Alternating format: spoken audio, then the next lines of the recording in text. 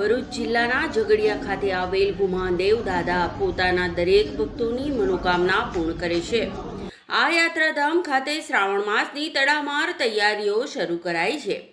પવિત્ર શ્રાવણ ટૂંકમાં જ શરૂ થનારો છે, ત્યારે ગુમાનદેવ મંદિર ખાતે શ્રાવણ માસની તડામાર તૈયારીઓ શરૂ કરાઈ છે। તેમાં ઝઘડિયાના ગુમાનદેવ મંદિર પ્રત્યે ભક્તોની આસ્થા હોય દૂર દૂરના ગામોમાંથી ભક્તો દર્શનાર્થે ઉમટે છે। આ મંદિર સાથે વણાયેલ દંતકથા મુજબ લંકા ઉપર વિજય મેળવ્યા બાદ હનુમાનજી ભગવાન રામ સાથે અયોધ્યામાં આવીને વસ્યા હતા। શ્રી રામાનંદ સંપ્રદાયના મહાન સંત શ્રી સ્વામી ગુલાબદાસજી અયોધ્યાના આ હનુમાનગઢીની સાગરિયા પટ્ટીના સંત હતા। તેઓ 500 વર્ષ અગાઉ ઝઘડિયા નજીક આવેલા મોટા સાંજા ગામ પાસે આવીને વસ્યા હતા।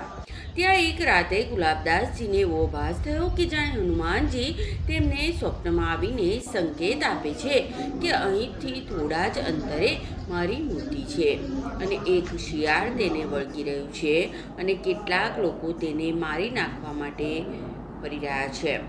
તમે ત્યાં જઈ તેનું રક્ષણ કરો।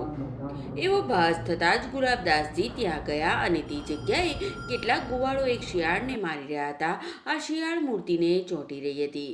ગોવાળિયા આ શિયાળ રોજ જ આમ કરે છે કહેતા ગુલાબદાસજીએ આદેશ કર્યો કે ભાગ યાં સે, એમ કહેતા જ શિયાળ નાસી છૂટ્યો હતો।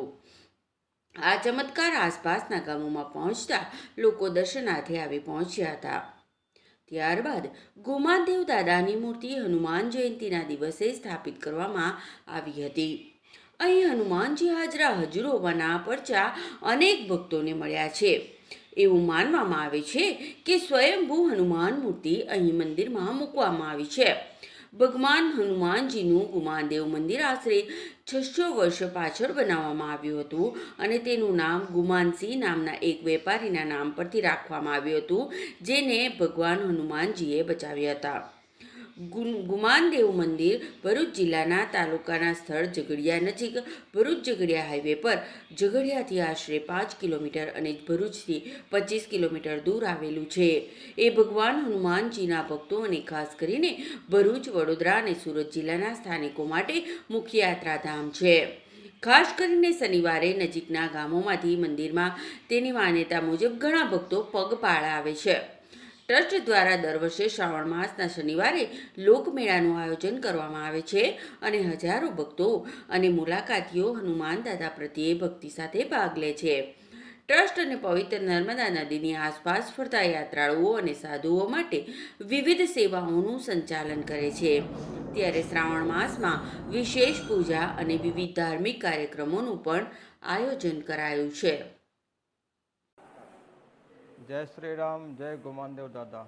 आप सर्वे भक्तों ने श्रावण मास अने प्रथम शनिवारनी हूँ दादा वती खूब खूब आशीर्वाद पाठवुं छुं अने सर्वे ने पवित्र श्रावण मासनी शुभकामना अने बधाई आपું છું।